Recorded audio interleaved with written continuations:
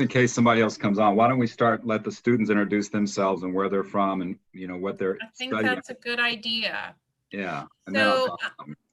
Yeah, so Kyle and Cameron and Esteban, am I saying your name right? Esteban? Let's see if he's in there. I'm not sure if I'm saying it right.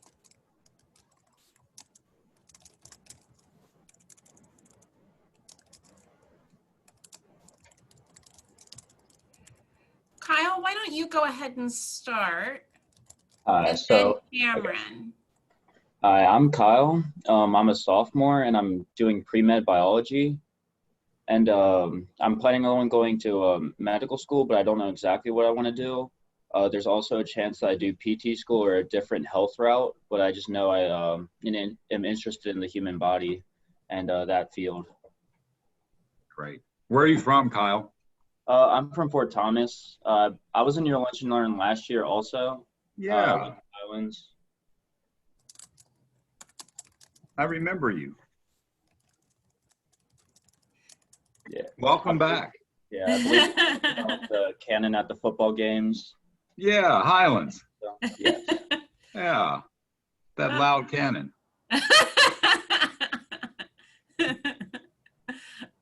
Hey, Cameron. Hi, how are you? Good, how are you? I'm okay. My name's Cameron Keehan. I'm from Cincinnati, and I am currently majoring in neuroscience. Neuro, okay. I really want to go into the Air Force after undergrad and go to med school through them. So, Oh, great. What year are you? Yeah. I'm a freshman. Okay. Well, And welcome. Kyle, your second year? Thank you. Kyle's second year. So Esteban is having technical difficulties, so I can read his chat. Okay. And he hasn't chatted yet, but he should shortly. Okay. Says he's from Cincinnati. I can see that maybe. Yes, he is from Cincinnati.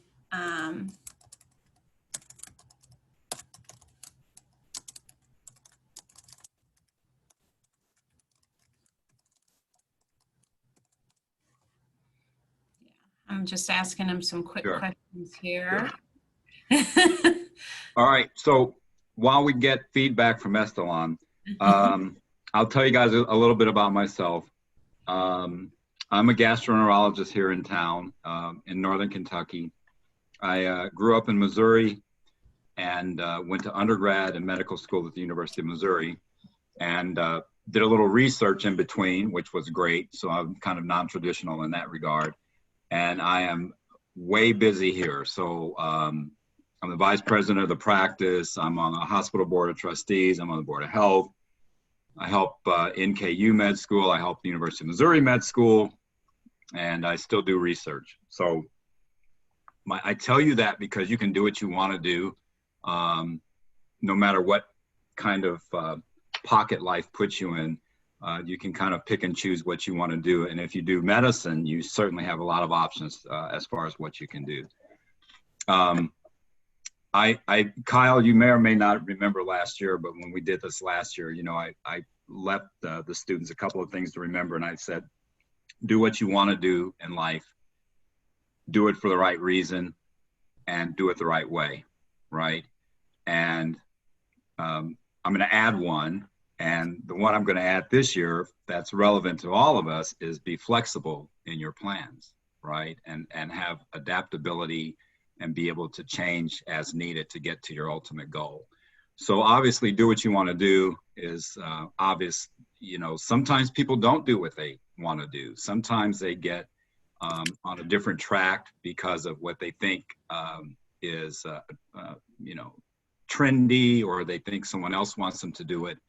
And the thing is, for all of us, and especially you guys, you're going to have to do what you do for a long time. So when you decide what you want to do, make sure it's because that's really what gets to your heart and something that you can do with fervor and excellence for a long time, right? And so for the right reason, you do it. Again, you don't do it for money or prestige or things like that. You really should focus on doing something that really lets you be you and lets you cultivate your skills and your talents. It is an extreme blessing to be able to go to work every day and do what you really love to do. So if you have inclinations that way, you guys, embrace it, right? And listen to yourself. And those who love you will love you, whether you're an astrophysicist or a physical therapist or a dentist or a jockey. They don't, I mean, if they love you, they love you. So do what you want to do. And then I said, do it for the right reasons because, or I mean, do it with the right way because of process, right? So whether you're in medical school or dental school or PT school, or if you're in the Air Force or service, there's a process they want you to follow. And that process has been kind of vetted over time. And it's to start you at a certain point, and at the end, you get to a different point, right? So you graduate in a different position and a different level of skill and training than you started. So even though sometimes during that process you think, why am I doing this? Or this is ridiculous, stick with it, because usually the process has been shown to be successful. That's the way they want you to train. That's the way they want you to do what you're going to do. So do it the right way, be all in and embrace it. And your chances of success will be much higher, much higher. And then flexibility. So even before COVID, you know, an old guy like me can learn, right? So I'm, you know, as a physician, you're used to having things very structured, and, you know, you're always ready to make adjustments based upon every patient and every case and what you're dealing with. But you kind of have an idea of what the standard of care is and what you're going to do and how you're going to take care of these people. So we don't usually have, you know, and if we don't like how things are going, we get to make the decision on how we're going to change it. So that's just how a physician's life is. So I want to grow too, right? So my wife and I go on a mission trip with our church group. And we go to Kenya. So we went to Kenya in February, which was phenomenal. And in the pre-mission trip process, you know, the leader of the group keeps saying, you guys be flexible, you guys be flexible, you guys be flexible. And we're like, okay, we're going to be flexible. Why does he keep saying be flexible? And he just kept saying that. You guys got to be flexible. So we were there for about 15 days, and we interacted with all these beautiful Kenyan children who have, you would be surprised at how little they have and how happy they are. But every day we were there, you guys, every single day that we were there, there was something that diverted us from what our original plan was. And every single day we had an adaptation and make a change and be flexible with it and have a good mindset about it and embrace the change. And it was really transformative. And I always look back and I told my group, the day that I knew that we were in our right place mindset wise, embrace the process, right? Do it the right way. Where we were in this school in Nairobi, and they had the toilets, just so you know, for the teachers and the adults they were flush with the ground. There was a little porcelain pullout that was dug into the ground, and there were 3 stalls with a little wooden door, and the sex didn't really matter. So whatever gender you were, you went in there and you did whatever you had to do in that little porcelain bowl that was flat on the ground. And then there was a 55-gallon barrel of disinfected water that was on the outside of the 3 stalls. And there was a half gallon of milk with the top cut off. So you plunge your water in and then go back in the stall and flush down whatever you have put in that little pot. And one day we go there and there's no lights in the school. And so there's 20 Americans who are used to doing our thing. And we had to teach 450 students and sing with them and eat lunch with them and play with them with no lights. That was our toilet, but everybody embraced it, right? Everybody was flexible and went with it because the purpose of what we were doing was to help those folks and to interact with those folks. And so the creature comforts didn't matter, right? So we buy in. And if you buy in, you grow. So always remember, be flexible. Things are going to change in life. Things are going to change in medicine. Be flexible and you'll do well, right? It's the people that can't change that struggle. Okay. Estelan, are you there? Yes, I finally figured out my audio problems that Welcome. I was having. Where are you Thank you. from? I'm from Cincinnati as well. Where'd you go to school? Technically I'm from Northern Kentucky, but I went to school in Kenton County, and I currently go to school at NKU. Great. I am going for mathematics and secondary education. Awesome. Well, welcome. Thank you. And whatever little quips or witticisms I give should be transportable through all disciplines. So it's not just medicine, it's physics, medicine, math, English, whatever. Okay. So ask away. So guys, I want to be open to questions and concerns and things that you want to do. So I'm going to quit talking. I will tell you that I had a long call weekend. And so the fewer hours of sleep a physician has, usually the more they ramble. So if I ramble, just kind of be like, okay, we get that. I got another question, right? So just ask away, guys. What kind of, Kyle, did you have a question? It looked like. I was just gonna have a statement about the sleep. Do you think like the sleep for physicians will ever improve? Is it caused by the lack of physicians that we have now, or is there other reasoning for it? So that's a very good question. Medicine is evolving, Kyle, and old school docs were trained in a certain way. And, you know, the training in medicine is tiered, right? So the boss doctor is the attending, and then below him, if there's a specialty, is a fellow. And then below that fellow is a resident. And then below the resident is the first year resident, which is an intern. And then below the intern is the medical student. And so every person reports up the ladder to the next person, which is really great. And it gives a lot of oversight. But part of the problem with that is that, you know, there are all these, and medicine's getting better, but there used to be all these kind of thoughts of, well, if I did it, you have to do it, right? This is the way we were trained, so this is the way you're going to be trained. And we're getting away from that. But the problem with medicine and training in medicine is that you have to be at the hospital to see patients. You have to be there to train and be exposed. Now, there's variability with that between disciplines once you get to that point. But the medical school training goal is for medical students to have exposure to as many patients with as many different disease processes and how to treat as many of those as possible. That's your best exposure during medical school. Medical school is a great dress rehearsal for the real world, okay? And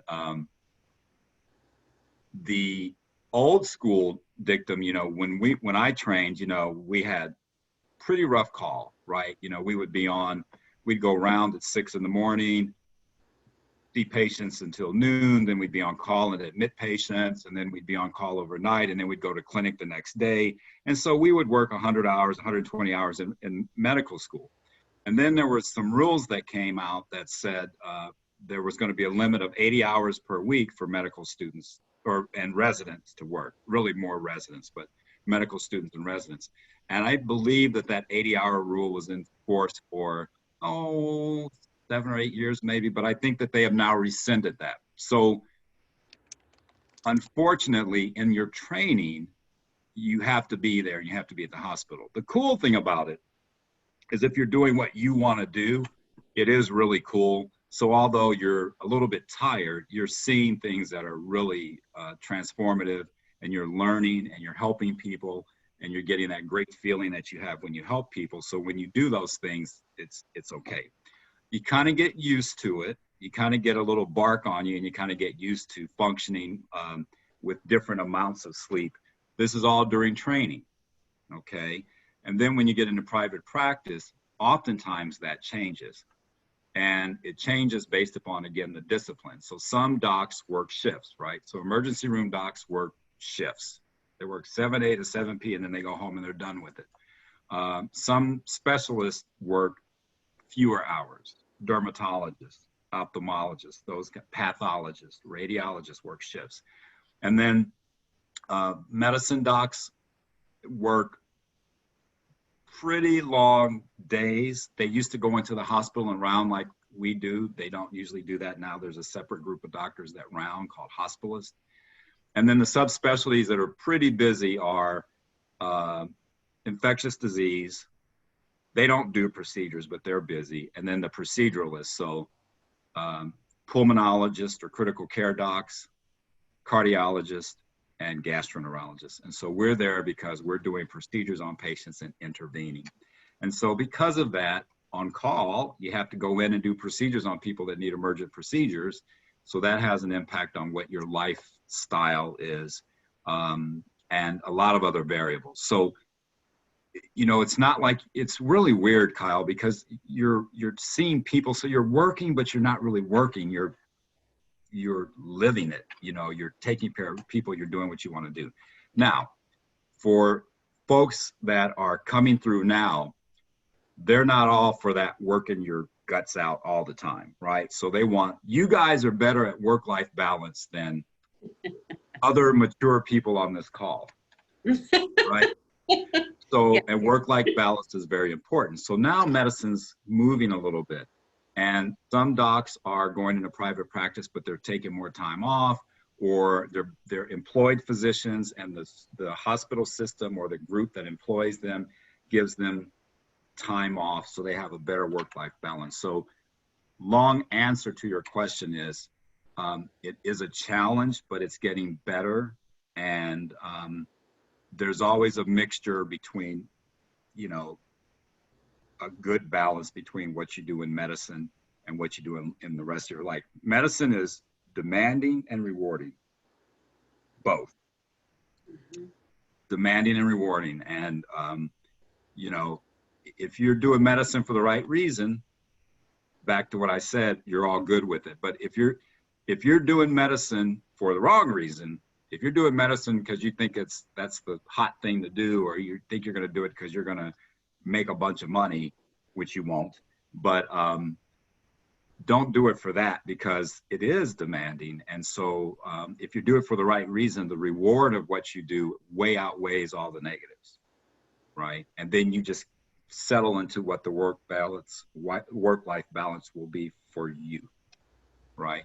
And you'll see it. You go to medical school, you'll see it. You will, you'll train and do rotations with certain docs in certain disciplines, and you'll say, "Oh, that's really cool." And then you'll say, "Oh no, that's not me." And so you'll get there. I don't know if I told you last year, but I was with a OB doctor during my second year in med school, and he was about 60, 62 years old. And I remember we were having this wonderful conversation about sports at about 2:30 in the morning while we were waiting for an 18-year-old lady to deliver a baby. And it was that night that I thought, when I'm 60 years old, I am not going to be up talking at 2:30 in the morning waiting on a little lady to deliver a baby. That's not for me. So I scratched that one off. I was like, that's not for me, right? And so you'll see things that, you know, attract you and fit your personality, and that's fine. I'm gonna pick on you, Kyle. You talked about, you know, medicine versus physical therapy and versus the other things. Part of that is a lifestyle thing, right? Because physical therapists kind of work in a shift, or, you know, allied health professionals that are support, right, the physician in the system. They work shifts and they have more dedicated hours, and then they're off. But part of it depends on where you want to be in the decision-making process, and do you like to call the play or execute the play, right? Because the physicians call the play for the most part when the insurance companies let us, and then the other people help execute the play, right? And the play is the plan for that patient's care, right? So you kind of have to see how it works for you, right? And so the right answer is what Kyle wants. Does that make sense? Yeah. The reason I'm kind of unknown is I just haven't shadowed enough people yet, so I don't know what I'm thoroughly attracted to. And right now I'm thinking more of a DO, because I like the holistic view and more of the prevention aspect and like the optimization of the human body. but I just need to shadow more is the main thing. So Dr. Zlatkin can give you my email. You can shadow with me, okay? And there used to be a very large distinction between DO and MD, and it becomes gray now. And to show you how much has changed, MDs used to kind of look funny at DOs. And when I was in residency, a person who came out of a DO program had to do an extra year of internship before they could do a fellowship. So when I was training, a DO graduate could not do pulmonary, nephrology, cardiology, gastroenterology without doing extra training. And all of that's gone away. One of my partners is a DO. But as that has changed, I think the borders have changed as far as how medicine is looked at, right? So as a medical, I'm a gastroenterologist, but you know, in the boardroom, we talk about population health. We talk about wellness for patients. We talk about, you know, community-based health and wellness. And it sounds funny, but we'd be really happy if we didn't have that many patients every day, because if they were well, then we would only have to take care of the more critical issues. We wouldn't have to take care of the issues that could be prevented, right? And so we're all in with that. And so I don't think you should, you know, you can ask a DO, but I would suspect that the border between those disciplines has changed quite a bit, unless you're on the extreme level or end of holistic medicine. But if you want to shadow, let me know. I'll get you the email, Kyle. All right. I'll give him. Thank you. Yeah. This is the part to me that's always interesting to hear you talking about this stuff, is just how doctors make the decision on their area of specialization. And honestly, I feel like Kyle will probably agree with this. That was, I feel like, a big moment with their visit with you last year, because it was toward the end. We were at the medical campus here at NKU, and you started talking that way. And I think it finally hit everybody that they really didn't need to figure out the answer to this question right away, away. And actually shouldn't, right? Because you don't really get all the info until you're doing the shadowing, Kyle, or even until you're in med school. And it is, listen, you guys, it's in medical school. Yeah. Or residency, but medical school. So another story is that and I don't know if I told you this last year, but I apologize if I did. I had a month of rotation with in cardiology in med school. And the cardiologist who was the attending, the boss's name is Dr. Krishnan. And he was awesome. He was a great cardiologist. He was the nicest man. And he's in a university setting, so they don't work as hard, with all due respect, they don't work as hard as we do in private practice. Their volume of patients is usually less. And just think about it. The attending has a medical student reporting to an intern, reporting to a resident, reporting to a fellow, and then they bring the attending the information, and he listens, and then he teaches and kind of help you formulate the plan, and then that's it. But he doesn't come in at 6 o'clock in the morning and round on the patients to get their vital signs. He just helps with the big plan. In private practice, we do it all. Anyway, so I'm with this Dr. Krishnan, and I'm one of his medical students, and had a great month, and I'll never forget it. We started on the first of the month, and we were busy, and we were on call every third day or every fourth day during the block, and he was the attending for the month. I'll never forget this. The first day of the block, he goes, "Oh, I got to get a haircut," right? Last day of the block, he goes, "Man, I never got my haircut," right? So he was so busy that month that he didn't have time during the day to go and get a haircut. And I'm being a hypocrite, because if my family were here, they might say, "That's funny, Dad. If you didn't cut your hair at home, you wouldn't be able to get a haircut either." But when I heard him say that, I thought, wow, I don't know if I want to, do that for 30 years, right? And the difference between me and a cardiologist is that if they call a cardiologist at 3:30 in the morning and somebody's having a heart attack, he has to go at 3:30 in the morning. They called me last night at 3 in the morning with people that had food stuck in their esophagus. And I said, okay, make them comfortable and we'll do their procedure at 7. Right? So I didn't have to roll out of bed. When I roll out of bed, it's somebody who's just bleeding or just in really trouble. But so that's a subtle difference in quality of life. The pathologist, you know, the pathologists, they come in at 7 or 8 and they go home at 4. You know, the radiologists are on a shift, right? So the joke in medicine is that the biggest occupational risk for the radiologist is to get run over in the parking lot by the pathologist who's leaving even earlier than they are. Right? And so it varies based upon your discipline. So you'll see. Yeah. You'll see. Just be open-minded, you guys. Psychiatry is a totally different kind of medicine. So just be open. Yeah. Yeah. Anna, let's get you in the mix. Can you introduce yourself real quick? Hi, I'm Anna. I'm currently a psychology major, just trying to get a feel for what I want to do. What year are you, Anna? I'm a freshman. Welcome. Are you in Northern Kentucky, Cincinnati, New York, Boston? I'm currently in Cincinnati, but I go to NKU. Great. Great. She's a Buckeye. Is that right? Good. All right, Esteban, let's hear about the math world. What questions do you have?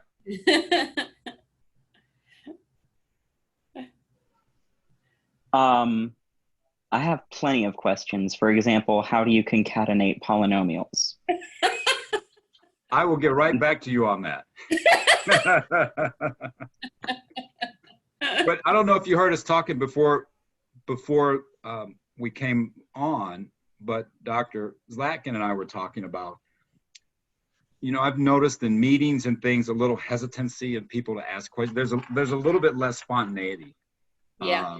Where you know, it's a little bit harder to say, well, hey, wait a minute, stop, I didn't get that, go back, or to ask a secondary question after the first question. So I think I feel for you guys.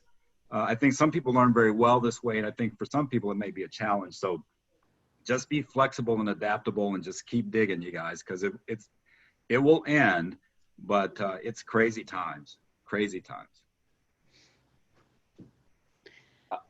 I actually have a question about math in the medical field. So math is also one of my interests. Like I enjoy doing math with the chemistry part. I heard anesthesiologist is a pretty math heavy specialty. Does math affect anything you do throughout the day, or what would you recommend for someone who has an interest in math and health? So it depends on what kind of math. I would say, you know, there are hurdles that we have to jump over to do medicine. And so part of your medical school application, your science GPA is calculated separately than your non-science GPA, right? So your math, physics, chemistry, and biology is separate. And so that is more weighted with your STEM classes because there is a lot of science in medical school. And then as a physician, you apply that science, right? So the anesthesiologist their math is pharmacologic, right? And when they're sedating a patient, they don't calculate the area under a curve. They know what the area under the curve is, or they know what the half-life of the medicine is. When I'm treating someone with something dose-based, same thing. I don't calculate the area under the curve. I let Esteban do that for me, and then I apply that dose, right?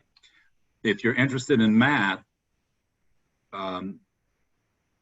yes, anesthesia does some of that. You always can do research. You can always do statistics.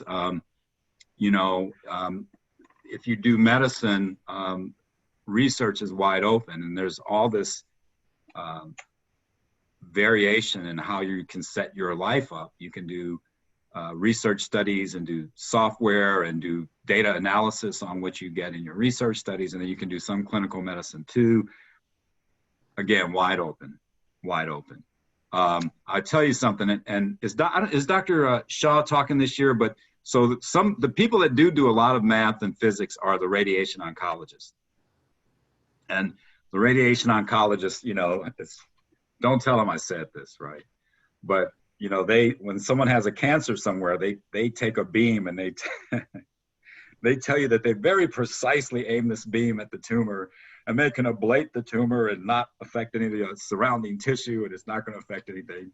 And I'm laughing because when patients have lung cancer, the radiation oncologists sometimes go in and they try to radiate or treat lung cancer or breast cancer. Well, the esophagus sits in the chest very near those organs. And so I see patients who have radiation damage to their esophagus after they have radiation therapy. So it is very precise, but it's not completely precise because some of the surrounding organs suffer a little damage from the radiation. But they're math and, I mean, they're math physics, right? And so that's, I would assume that's much more of their daily thing than it would be a gastroenterologist. I know what the diameters of my scopes are, I know what the lumens are and this and that, but it's not like I'm calculating things every day. Anna or Cameron, do you two have any questions or things you just want to hear more about? I have a question. Yeah. Are you familiar at all with the process of going to med school through the military? A little bit. And so I'm going to qualify that. It's just a little bit, and I don't know how much has changed, but my understanding, and my brother-in-law is an OB doc, and he's Army trained. And I looked at it a little bit before I applied, but my very basic understanding of it is that you get a great training, but then you have to give back what you got. So if you go 4 years of med school, they want 4 years in the Army, and things of that nature, right? So I think that's the basic tenet. And then after that, my brother-in-law gave his years back, and then he went out and he's in private practice in New York. I have a very good friend who's at the University of Cincinnati, who's a gastroenterologist, an outstanding gastroenterologist, and he went into the Army, trained, and then he came out and he worked and taught at Walter Reed for many, many, many, many years. Wow. And he's at the University of Cincinnati now because at some point in time, the Army said, "Doctor, we want you to do this." And he said, "Thank you very much. This will be when I start my private practice or my university-based practice," right? And so, again, he had the variability that he could do that because he's an outstanding doc and an outstanding gastroenterologist. So he said, "I'm going to do something else." I mean, you know, when we talked about before, guys, you know, as you guys know, a lot of people in undergraduate training change their majors. And there are some physicians who change what they do after they get out. You know, it's not like you're locked into something. It's a little bit more arduous a process because, you know, when you spend time training to do something, you want to do it, but people change and things change. So always be open and be flexible. But I think though, for the military training, I think you have to give back the time and years that you are given. And I don't know how much control you have over where you go with that, because I'm assuming they would assign you to bases that they had need for you to go, or they wanted you to go train there. I've done some research, and I know it's easier to go into the Air Force as an officer, so to go through an ROTC, and I know NKU partners with Xavier, so I'm just not sure when I would do that. Yeah. But I'm playing soccer here at NKU, so I couldn't really go through any of that before my undergrad. So I'm going to give you guys a tip, okay, for all people that are thinking about medicine and med school. Medical schools like to see very well-rounded students. And so, Cameron, the fact that you're playing soccer is incredible. And that's a huge time commitment. And that's great. And that weighs heavily. But they also want you to shadow with physicians so that you know what medicine is like. So you've seen it, right? So it's not this concept where you think, oh, I think that'll be really cool and I want to do this, that. But you see what it's like. And usually if you see what it's like and it's right for you, it just excites you. And you're like, yeah, I want that. The other thing they want you to do is research if you can. And so that's a hard thing to get into, but if you can do it, it really helps. I think the thing about that, you guys, is the earlier in your career, earlier in your undergraduate career, you can do that, the better, because committees look at the hours that you spend in shadowing, the hours that you spend in research, and volunteering. So back to community, right? And so all those things are very valuable because all of the applicants are super, super qualified, right? Everybody has a very good grades and does well on their entry exam, the MCAT and things like that. And so they like those other things too, to be well-rounded. So freshmen, sophomores, and it's never too early. It's never too early. How do you even get started in research? Like, how does that come about? As for you or for me? For me. So, your professors here, really. Yeah. But yeah. I would, if you have an area of interest, I would go to that professor, usually in your major, right? Because presumptively that's an area of, higher interest for you, and then ask them. And they have labs and things like that. There are some scholarships that allow you more access to researchers, but I would ask. And I will tell you, I'm going to beat myself up, but I've been asked before by the med school about research opportunities for students, and I just have to get it together where it's meaningful for the student, right? And so, but I'm working on that. And the reason why I say that, for me, it has to be a little bit disease specific, right? So if I have a Crohn's study that I'm doing and I see the patient every 2 months for 20 minutes, you're not really going to get that much out of that. Versus if it's either more bench research or more real-time hands-on. So, I'm trying to get some research that students can help me participate in where they get something out of the patient interaction. But I'm working on that. But the short answer is talk to a professor that you like and that likes you. And then say, hey.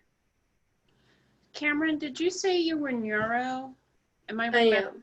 right? Yes. So the professor you might want to touch base with is Dr. Barget. Can I email you after this? And can you give me? Yeah, Okay. and you can see, I always leave my email where my name should be. Okay. There. Thank you. Another thing about the undergraduate research, if you go on the NKU website, there's Your STEM, which it's more for the spring semester. It'll list all the research opportunities professors are putting out there. There was a lot in the biology field last year, and then you sign up for that, you do an interview, and then over the summer, it's a paid research opportunity with those professors. So that's another option. Thanks, Thank you. Yeah. Helpful, you all? Good. Yes, great. Grace, we've been having people introduce themselves. Would you like to introduce yourself real quick?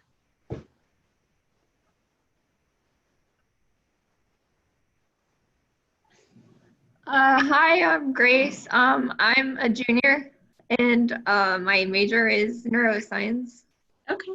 So we have some psych and neuro here today. And Kyle, aren't you bio or are you chem? I'm bio. I was chem initially when I was in your class, Right. But I switched to biology. Okay. Okay. All right. Grace, do you have any questions for us?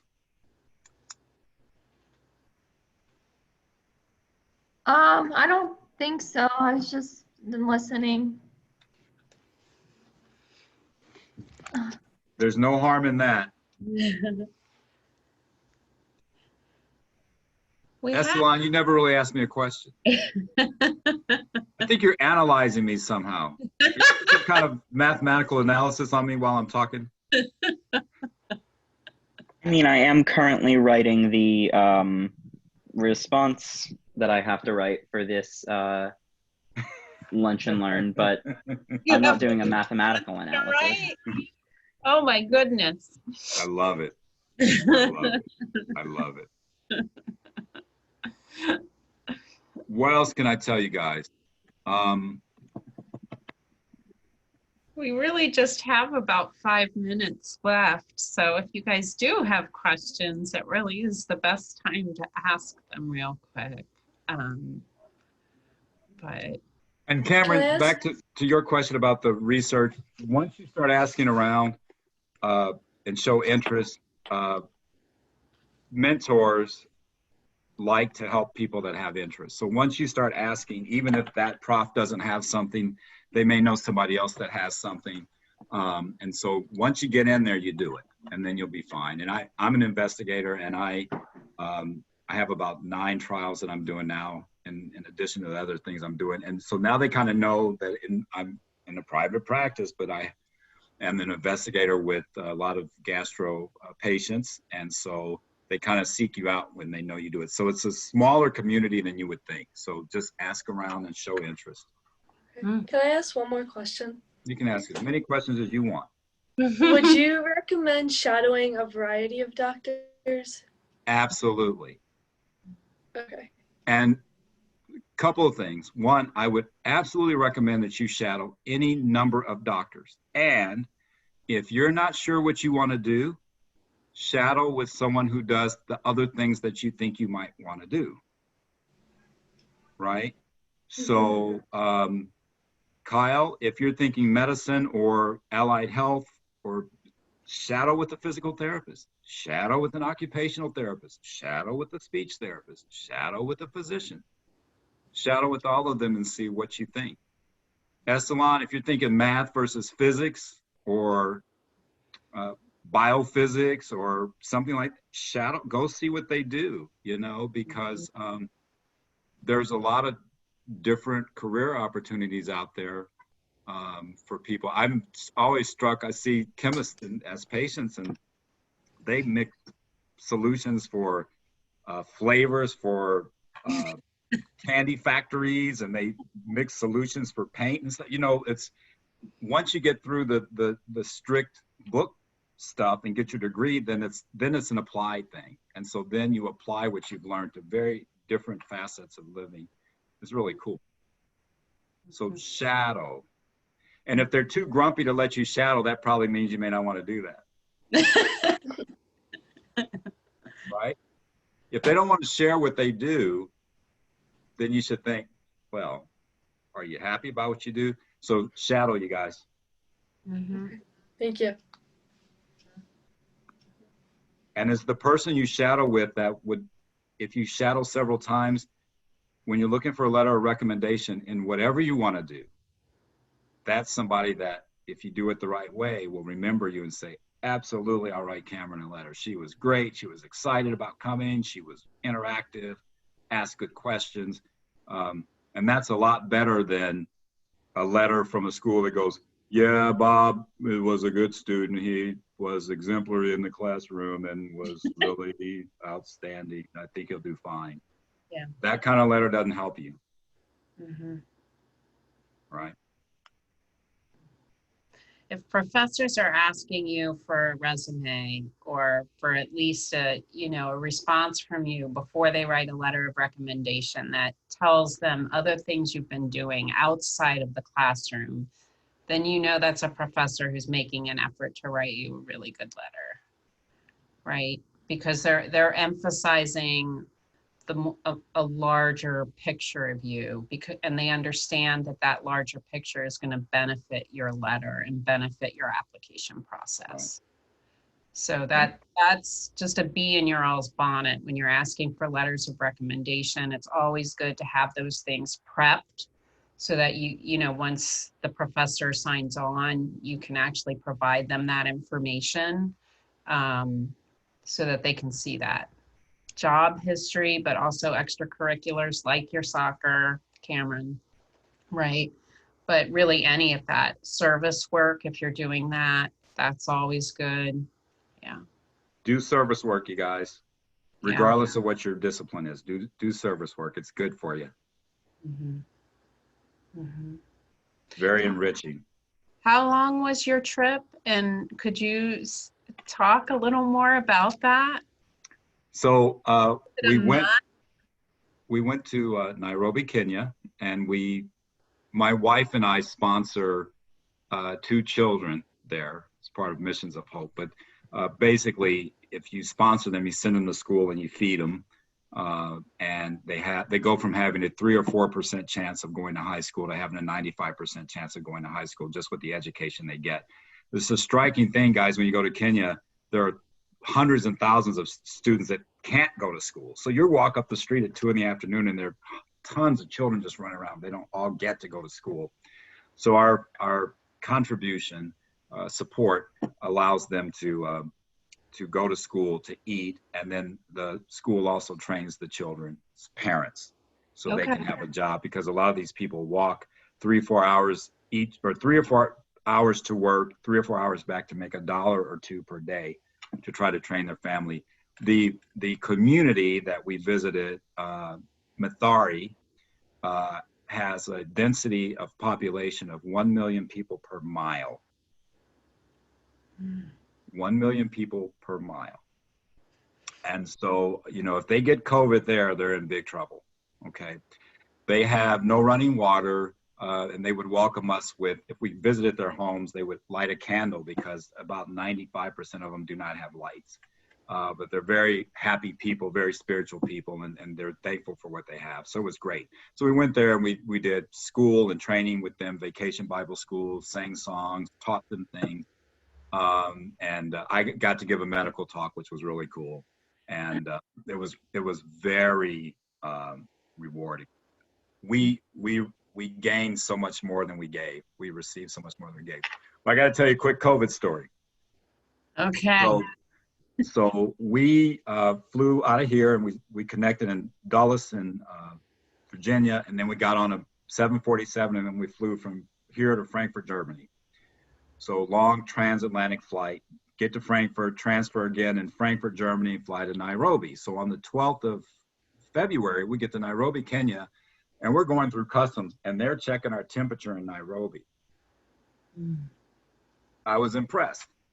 So on the 25th of February, we're flying back, same route, come back through Nairobi to Frankfurt. Our flight from Frankfurt to Chicago had people from every continent on the world on it, 300 people. We land at Chicago O'Hare, and we come through customs. And on the computer, the question is, have you or anyone that you know been to China in 2 weeks? No. Okay. Do you feel okay? Yeah. Okay. Off you go. That was it. It was a very superficial screening. And we thought, wow, that was really different. And so we were a little bit late on kind of getting serious about this, which is why we're still dealing with it. I think a week after we got back is when, the FAA, when customs was making people, go through these horrible lines, and they were asking all these questions, but it was about a week or 10 days after we got back. So we got back barely, but we got back. So the school we visited for now is temporarily closed because of COVID. So we can't send the children letters and well wishes of support. But that you guys was like serving on steroids, right? Where you're serving these beautiful children in this community of people, and you're just getting so much out of it. You get so much more out of it than what you give. But you guys can go to Mary Rose Mission. You can go to Go Pantry. You can go volunteer at, oh gosh, I don't even remember the name of it, but there are all these places where you can go and interact with people, listen to other people's stories, share with them. And the funny thing about it is you really get more out of it than you give. You really do. So it doesn't matter what you want to do in life. It's just a good thing to do, guys. It's just a good thing to do. Be a person for others, I think I would imagine as an MD, it would almost be a relief to be able to just not have to be able to go in with your curiosity and to meet somebody on their own terms without having to figure out a health problem all the time. Would you? It is, but the way we're wired is to fix things. So you still right? So you see people and you think, oh man, Okay. if I could just give them, that, or if they only had this, and you see kind of the gap in healthcare. Yeah. So Kyle, talk about a population medicine issue. Depending upon where you are, oh my, what a disparity, right? So where we were, doctors don't even go down there. You have to go to the university to get care. So you see it and you're interacting. It's great during the day. You see these beautiful babies and they're kindergarten through 8th grade. And then we went and visited some high schools too. And their nutrition was a challenge, but they were generally healthy. But you guys, you did not see elderly people. I don't think I mean, just with my eye, although I saw 4 million people probably randomly over that period of time, I don't think I saw anybody that I would think would be 70 years old. I don't think I saw anybody that would be that old. I don't think they make it that long. You don't see any obesity, or not much, right? So they deal with other things, respiratory issues, infections with some gastric things, H. pylori infection and things like that. Different challenges. It's really interesting. But you always have, this thought of helping, fixing, so even over there as a physician, you think, man. So actually, I'm probably going to go back and do a medical mission where we just go there and treat. They have a lot of HIV there that they're trying to get under control and other things. So I'll probably go back and just do medical mission there too. It's so rewarding. So rewarding. Thank you for meeting with us today. It is my pleasure to meet with you guys. I have a very full plate, and some things I really enjoy doing, and some things I do because I think I need to do them and I kind of enjoy them, but I really enjoy this. You guys are awesome, and each one of you is special. Do your thing. Just do it well, okay? And if life hits you a little bit and bumps you up a little bit and your plans have to be altered, that's okay, right? The path to success is non-linear, guys. The path to success is non-linear. If you have a little lump or bump, just keep going, keep your eye on your prize, and you'll do well. And don't be afraid to ask for help, because there's people there that want to help you, so just ask, okay? All right, guys. If you all think of questions or anything you would like to follow up with Dr. Jones about, just send me an email before Friday, and I will forward that to you, Dr. Jones. And Absolutely. Then, yeah. Absolutely. Right, everybody? It's been great to see you all here. Thank you so much for coming and speaking with our students. It means a lot that you come. My pleasure. Thanks for asking. Thanks for giving me the privilege. Okay. Thank you. Thanks, you guys. Good Bye, luck, everybody. Have a good one. All right. Bye-bye. Have a good rest of your day, Dr. Jones. Thanks. You too, Doc. Thank you. Bye-bye.